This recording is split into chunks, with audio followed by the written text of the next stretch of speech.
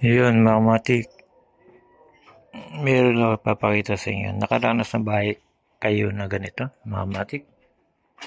May kanin,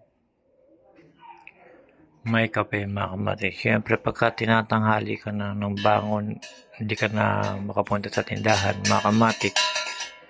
Lalo na tinatanghali ka na. Kailangan mo mag-amusal pagpasok, mga matik. Ito, mga matik, yung iba, ginagawa to.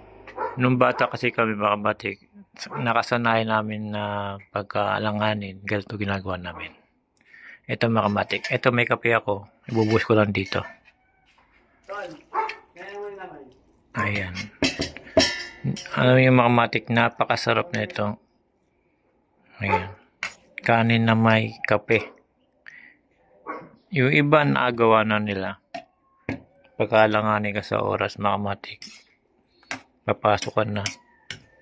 Ay, malilate ka na, mga matik, para bago ka pumasok sa trabaho, kahit ganito mo na paraan kasi tinanghali ka na, magagawa mo. Nung araw kasi, mga matik, bata kami, wala kaming amusal, kape lang, may kanin. Ganito na yung ginagawa ko. Nakaranas ka na ba ng ganito, mga matik? Comment ka para makita ko at mabasa kung nakaranas ka na ng ganitong sistema na kanin at kape. Yung mga matik, pinakita ko lang na hanggang ngayon ginagawa ko pa rin kahit noon bata pa ako. Hanggang ngayon ginagawa ko pagkaalanganin. Walang samang subukan, mga matik. Kung gusto nyo tikman, subukan nyo. Wala namang mawawala. Yung mga matik, hanggang dito na lang. Salamat. Kape at kanin. Sarap niya, mga matik. Salamat. Meron naman ako dito, mga matik, suman. Ayan.